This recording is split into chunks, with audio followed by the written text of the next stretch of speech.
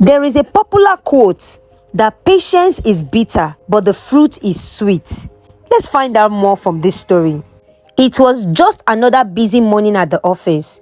Mr. Dele sat at his desk, reviewing the company's delivery reports. The company had ordered supplies weeks ago, and the contractors had failed to deliver on time, causing delays in production. Mr. Dele frowned as he flipped through the documents, shaking his head. His job as a sales manager meant that he had to ensure the company's clients were happy. But how could they be when deliveries kept coming late? He decided to confront the contractor about the issue. Mr. Dele walked to the meeting room where the contractor, Mr. Tunde, sat waiting nervously. As soon as he entered, Tunde stood up, a forced smile on his face.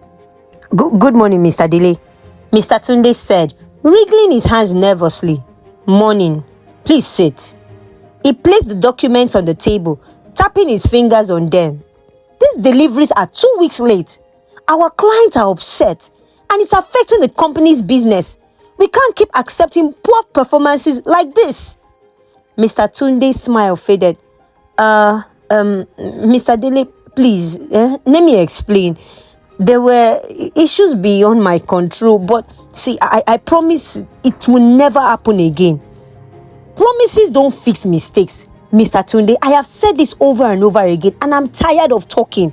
If you know you cannot supply the company to what we want, please let us know so that we can cancel our contract with you. This is not the first time this has happened. If things don't change, we will have to cancel your contract with the company, and that is final. At that moment, Mr. Tunde leaned in closer, lowering his voice. Mr. Dele, it's not that deep. There's no need for all that. I can make this right. Maybe a little thank you will help smooth things over. He subtly slid an envelope across the table, stuffed with cash. Mr. Dele's eyes narrowed. He pushed the envelope back towards Mr. Tunde. I don't take bribes. I will just tell you the truth. I've said it and I'm not going to repeat whatever I've said now. If you are not ready to work for us, if you are not ready to supply what we ask, please cancel your contract. And please keep your bribe to yourself. Can you imagine? As Mr. Dele stood up to leave, his colleague, Mr. Kunle, walked into the room. Mr. Kunle, known for his charm and smooth talking, greeted them with a warm smile. Mr. Dele, I see you at it again with Mr. Tunde, he said, pulling up a chair. I was just explaining that if these delays continue, his contract with us will be cancelled. He glanced at his watch. Well, gentlemen, I have other meetings to attend. I'll leave you to it. Mr. Dele walked out of the room, feeling confident that he had done the right thing. But little did he know, as soon as he left, Mr. Kunle turned to Mr. Tunde with a grin. Mr. Dele is a good man, but he's a little too rigid. You see, I can help you out with your little problem. He reached for the envelope that Mr. Dele had refused. This should make things disappear. Mr. Tunde, relieved, handed it over quickly. Thank you, sir. Please, sir, it's not a bribe. It's just something to help you this weekend. I appreciate it. It will not happen again. Just make sure it doesn't happen again, said Mr. Kunle. It was 7:40 a.m. and Mr. Dele walked into the office building just like any other day. He was always punctual, though he never tried to cheat the system. If he happened to be a few minutes late, he would sign in the correct time. As he reached for the time logbook, he noticed Mrs. Chichi walking in right behind him. Good morning, Miss Chichi. Mr. Dele greeted her with a polite nod as he signed 7:40 next to his name on the logbook. Mrs. Chichi barely returned his greeting as she quickly grabbed the pen and scribbled 7:20 beside her name. Dele paused for a moment, watching her actions. His heart sank. He had seen this happen before. Staff members coming in late but lying about their sign-in time to avoid having their salaries deducted. Mrs. Chichi, you didn't arrive at 7:20. We both came in together at 7:40. Mrs. Chichi gave him a sharp look and waved her hand dismissively. Dele, please, leave matter for Matthias. It's just 20 minutes. I don't need a salary deduction this month. See, I have diapers to buy. I beg you in God's name. But it's wrong. If you weren't here on time, you should write the correct time. What's 20 minutes today could become 40 tomorrow. It's not about the money. The tension between them grew as Mrs. Chichi's face darkened with frustration. She was not used to being corrected, especially in front of others. Is it your business? Is it your 720? Please leave me alone, oh. Who made you the time police? If you like, sign 7 a.m. What concern me? By now, a few other staff members had begun to notice the argument. They pretended to mind their business, but their curious glances said otherwise. Look, I'm just saying that the rules are there for a reason. We should follow them. Before the argument could escalate further, the HR, Mr. Collins, appeared from his office down the hall. He had heard the raised voices and came over to find out what was happening. What's going on here? Without missing a beat, Mrs. Chichi launched out a complaint. Good morning, sir. It's nothing serious. Just Mr. Dele just being too righteous as usual. He accused me of signing in late when we both know I've been here since 7:20. Sir, it's a lie. We both arrived at 7:40. I was only telling her that she should sign in the correct time. Mr. Collins sighed. He has seen this sort of issues too many times before. All right, he said, holding up his hand. I'll handle it. No need to turn this into a big argument. Go about your duties, I'll look into it. Reluctantly, Mr. Dele nodded and returned to his desk, while Mrs. Chichi, still fuming, muttered under her breath as she walked away. She was certain that nothing would come out of the situation. After all, small things like signing in late were usually overlooked in the company. The next day was payday. Staff members eagerly lined up at the accounts department to collect their pay slips and see their monthly earnings. But when Mrs. Chichi opened hers, her face turned red with anger. Her salary had been deducted for arriving late. What sort of rubbish is this? How dare they? She spat under her breath, clutching the slip in her hands. Her mind immediately flashed to her argument with Mr. Dele. This is all his fault. She stormed down the hallway, her eyes blazing as she approached Mr. Dele's desk. You! Look at what you've done. You went behind my back to get my salary deducted. Do you feel good about yourself now? Righteous Mr. Dele, always acting like you are better than the rest of us. Several other staff members turned to watch this scene unfold. The room felt heavy with tension, but Mr. Dele didn't respond with anger. He simply looked up at Mrs. Chichi and said, I didn't go behind your back. It wasn't about getting you in trouble. I just believe in doing what's right. After all, my salary was also deducted. What? What's my business if your salary? In short, if you don't want salary this month, that's your business. But next time, let me just warn you. Keep your mouth to yourself. I beg you in God's name. Some of us have responsibilities. Mr. Dele just kept calm as Mrs. Chichi stormed out of the office. Later that evening, Dele sat in the living room, lost in thought. His wife, Juliet, noticed his quiet mood and joined him on the couch. You've been quiet since you got home. Is everything okay?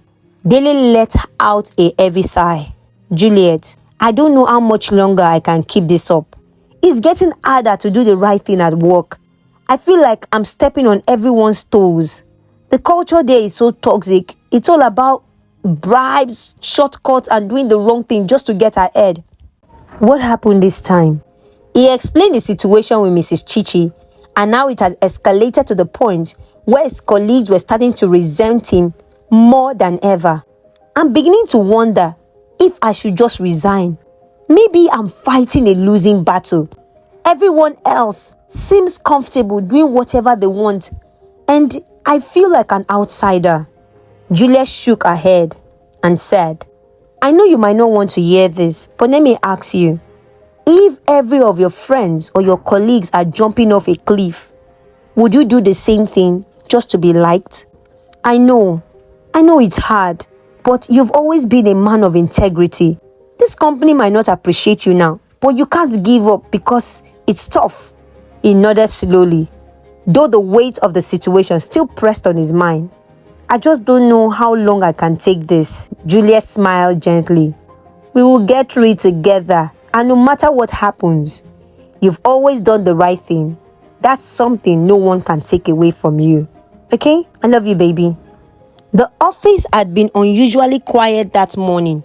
Mr. Dele could feel the tension in the air as he walked through the hallway, greeting his colleagues with polite nods. Something was off. He had known this for weeks.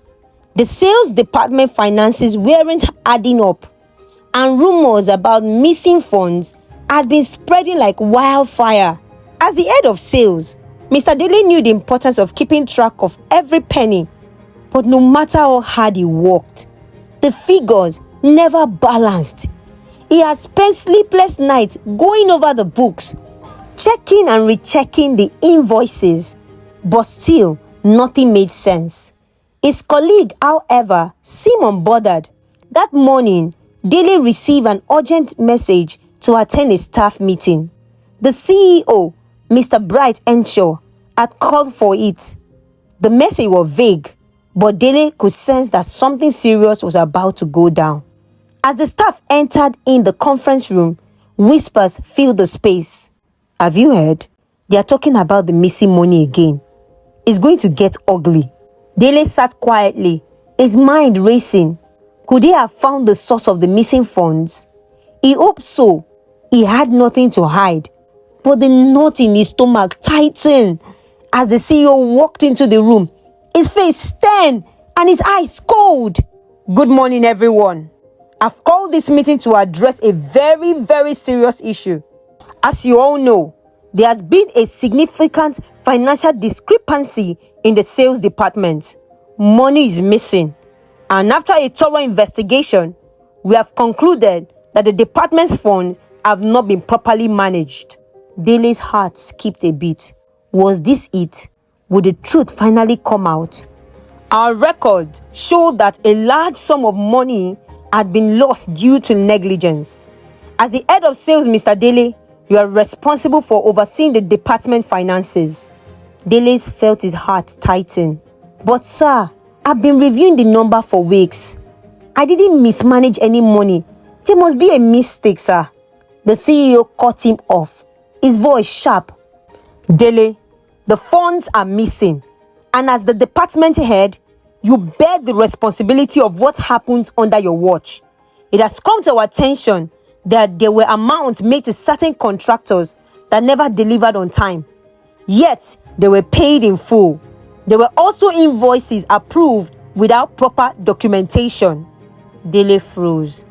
His mind flashed back to the incident with the contractors a few weeks ago.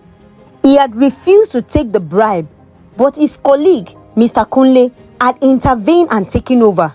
Dele hadn't thought much of it at the time, but now it seems like things are spiraled out of control. Sir, with all sincerity, I didn't approve any such payment.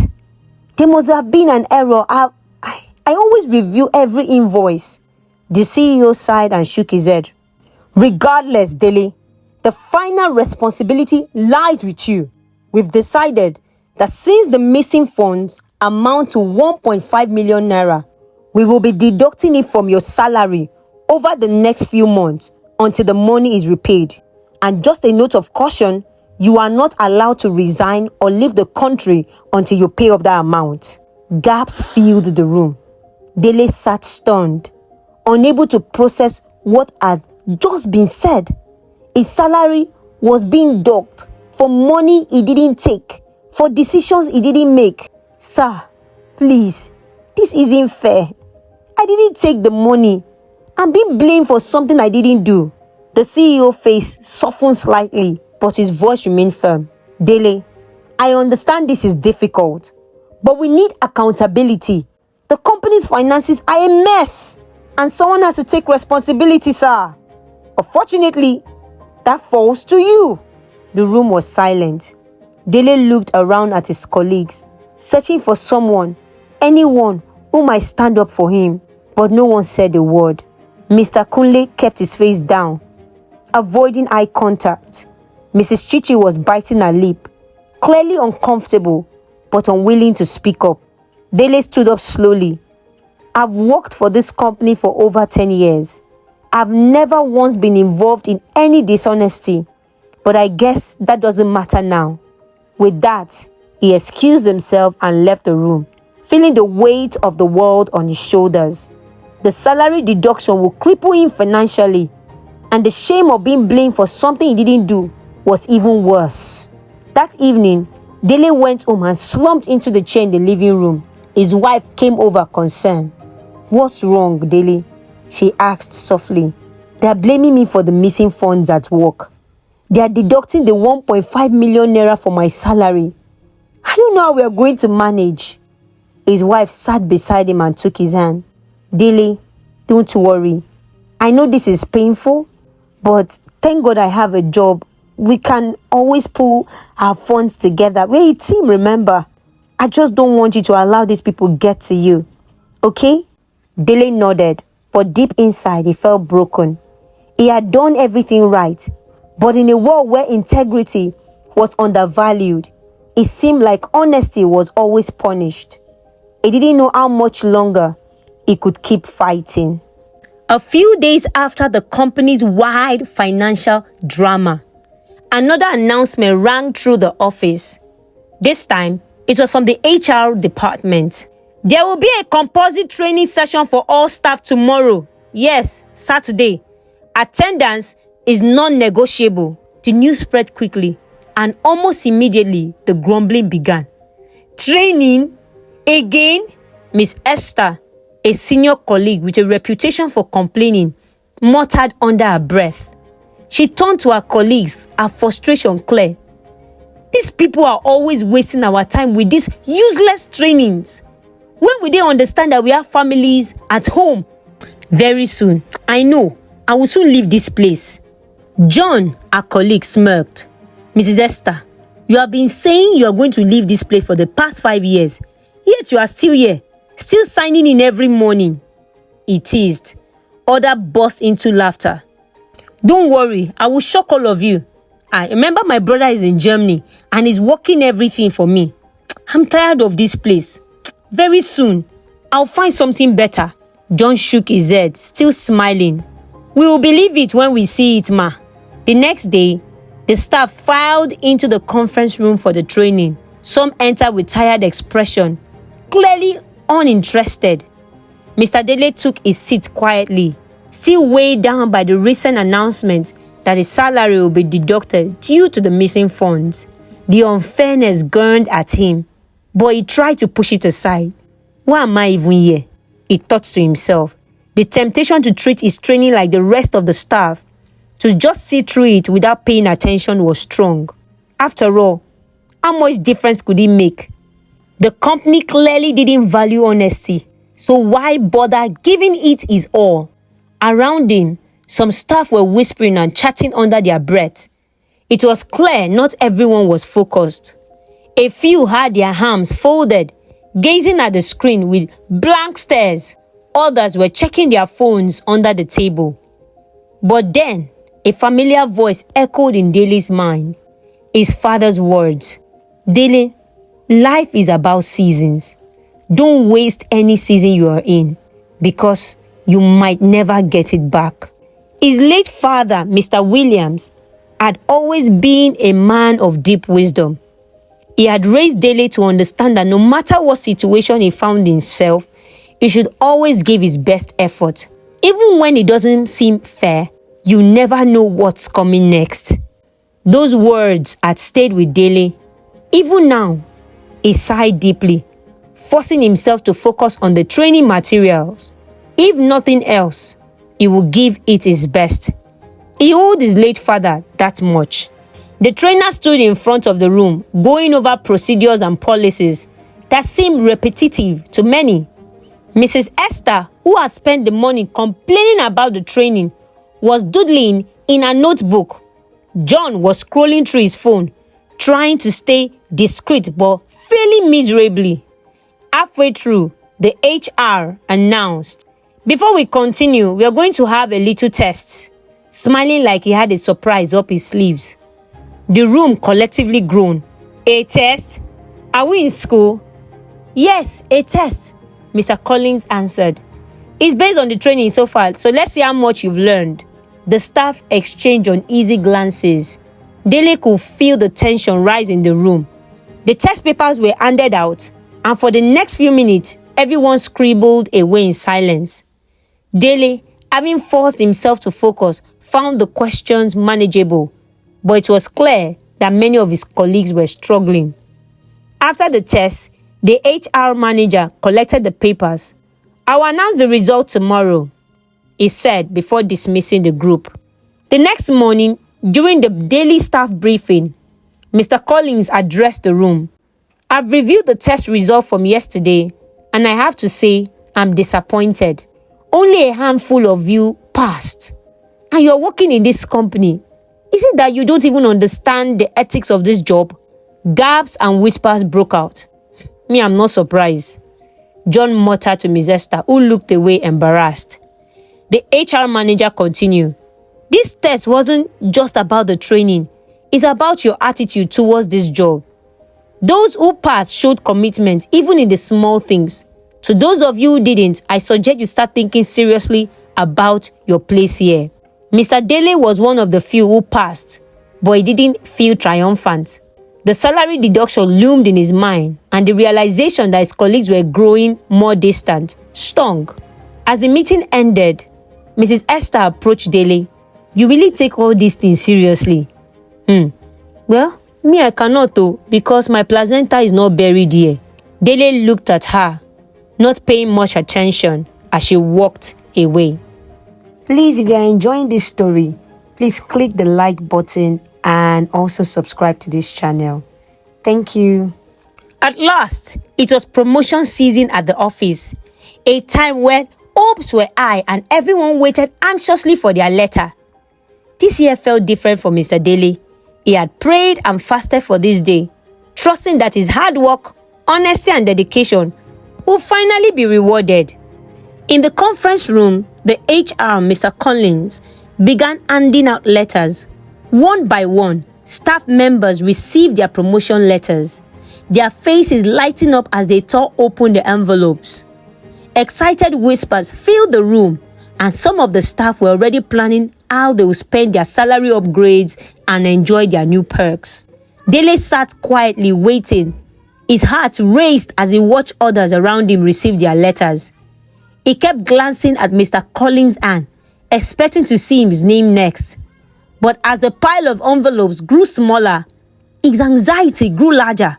Mrs. Chichi, who had just opened her letter, leaned back in her chair with a smirk. She wasn't one to miss an opportunity to throw a jab. Ah, thank God, oh, look at this, she said loud enough for Dele to hear, but pretending as though she wasn't talking to him. Life is funny, isn't it? Those of us who clock in late, who bend the rules a little, we are the ones getting rewarded.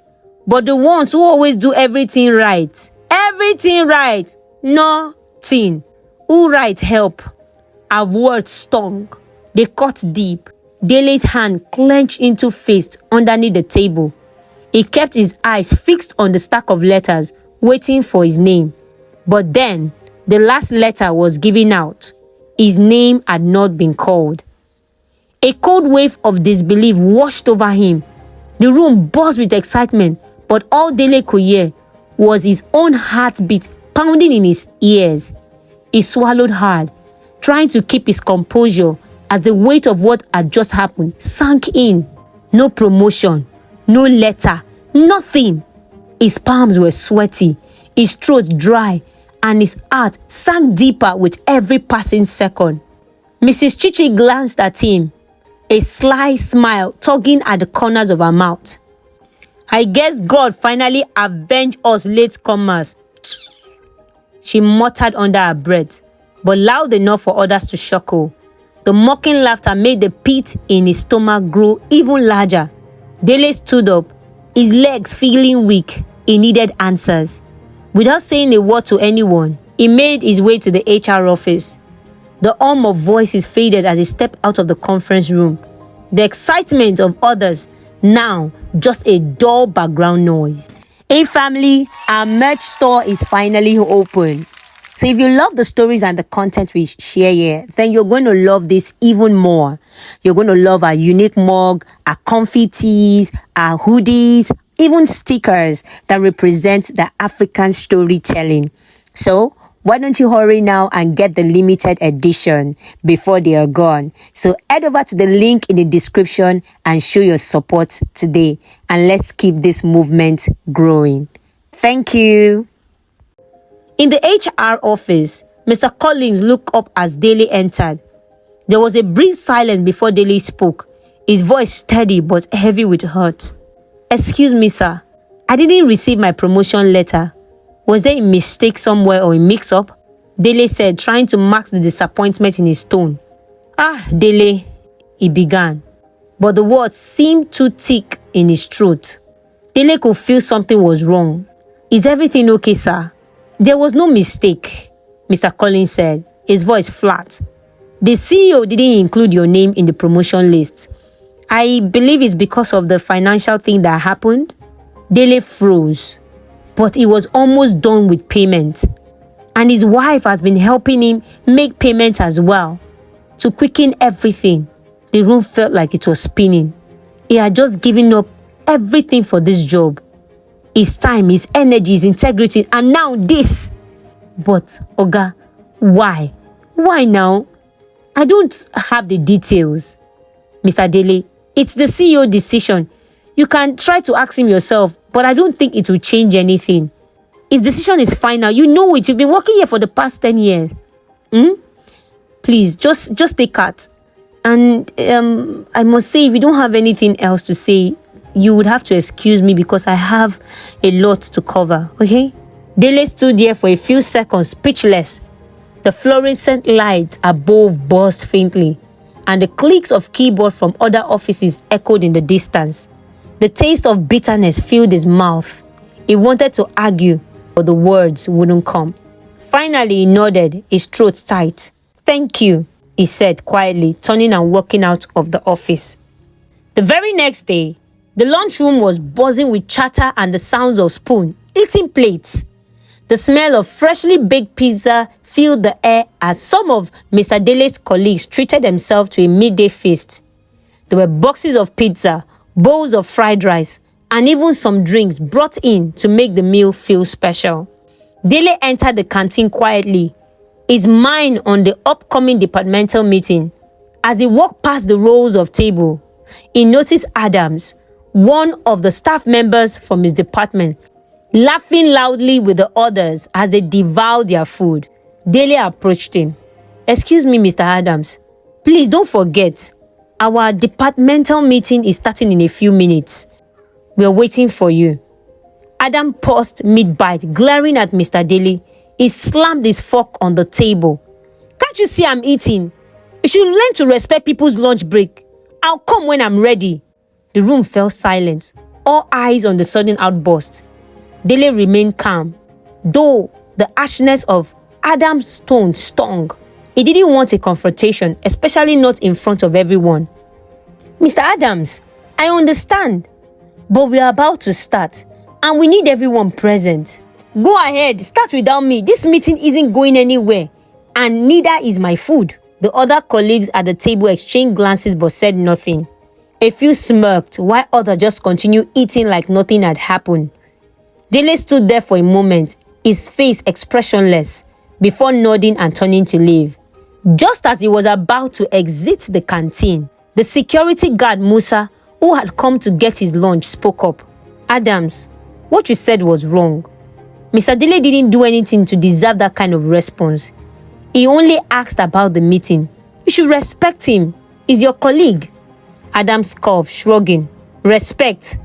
Respect for what? He's just jealous because I'm enjoying my food while he's running around like a headless chicken. Maybe he's angry because he didn't get a promotion and now he wants to drag everyone else down. The others burst into laughter, their voices rising in mockery. Maybe he just wanted to eat your pizza, Adam. You should have given him some. said Mrs. Chichi, who was sitting at the corner of the room observing everything. They all laughed again. Dele heard the laughter behind him, but he didn't look back. He just kept going quietly, feeling the familiar note of frustration tightening in his chest. 2 months later, the CEO, Mr. Bright Enshaw, called for an impromptu meeting in the conference room. Guys, we have an issue.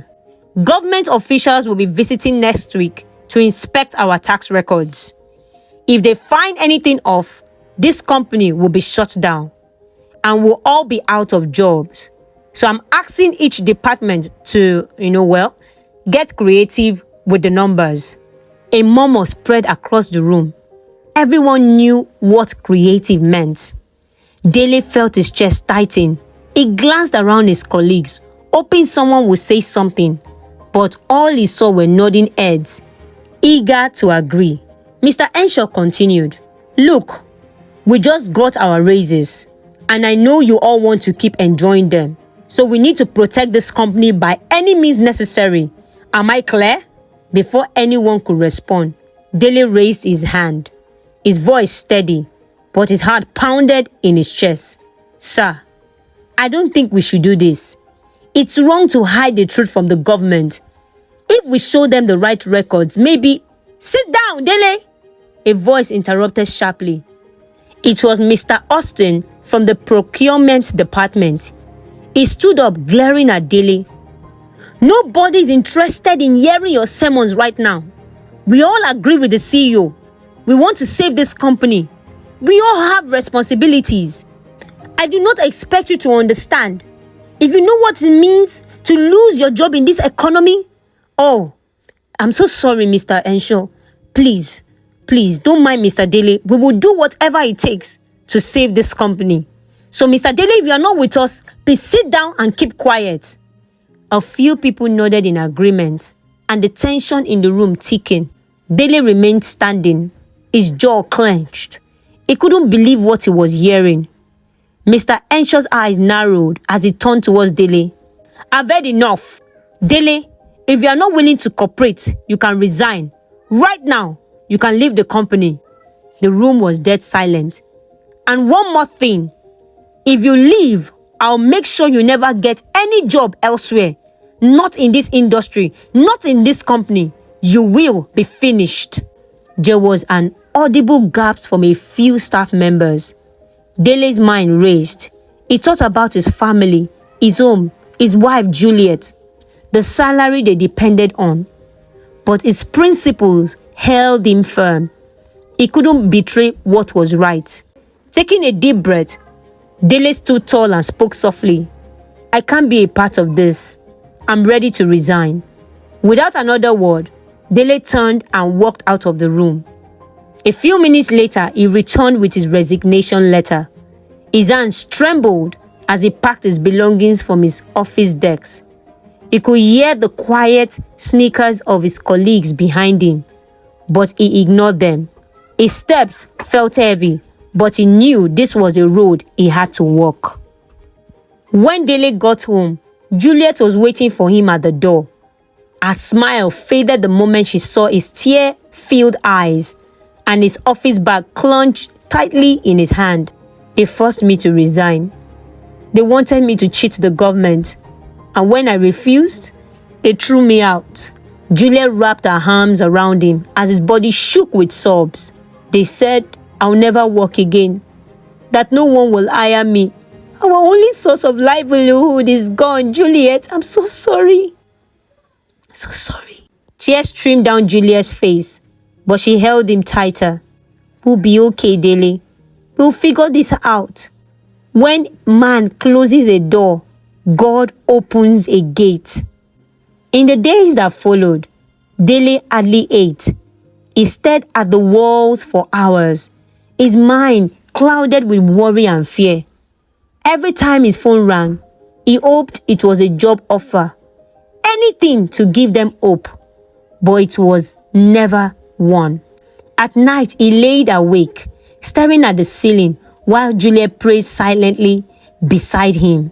"Don't lose faith," she whispered one night. "You did the right thing, and God would honor that. We'll pull through this together. Don't worry, okay? But Dele could only nod. His heart was heavy, his future uncertain. It had been a month since Dele walked out of BHA company with nothing but his principles intact. The days had been long and the nights even longer. Despite the uncertainty, Dele pressed on, sending out applications and attending interviews, hoping for a fresh start. He had almost given up hope when one morning an unexpected call came through.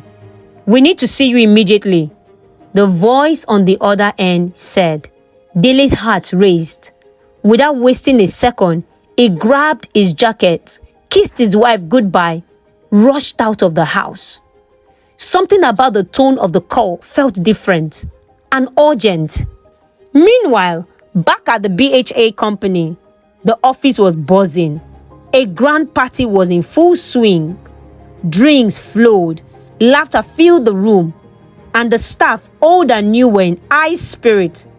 The company had hired new employees recently, and with the CEO's upcoming retirement, the mood was celebratory. Mr. Bright ensured the CEO stood at the head of the table, tapping a glass to get everyone's attention. "Quiet down, everyone. Quiet down, quiet down. I have a major announcement to make." The room fell silent. All eyes turned to Mr. Enshaw, eager to hear what he had to say.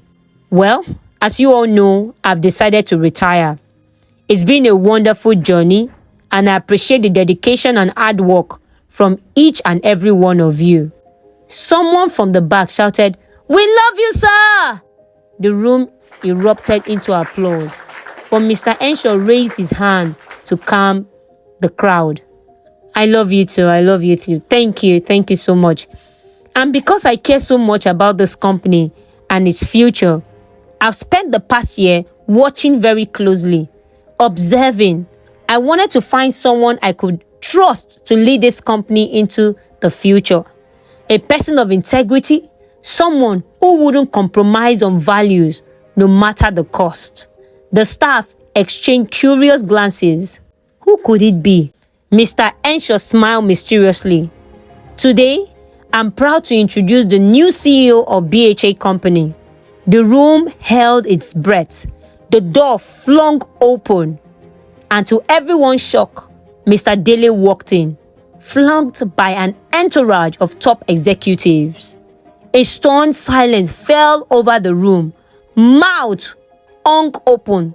The very man they had mocked and ostracized just a month ago now stood at the center of their world. "Dele," someone whispered in disbelief. Mr. Enshaw continued, unfazed by the shocked expressions. "I'm sure you all remember your former colleague, Mr. Dele. You see, I've been watching all of you for a long time. Every late clock in, every skip tax, every act of dishonesty, nothing went unnoticed. And while some of you were busy playing games, one man stood by his values even when it cost him everything." A murmur rippled through the crowd as the truth started to sink in. Mr. Enshaw turned to Dele with admiration in his eyes.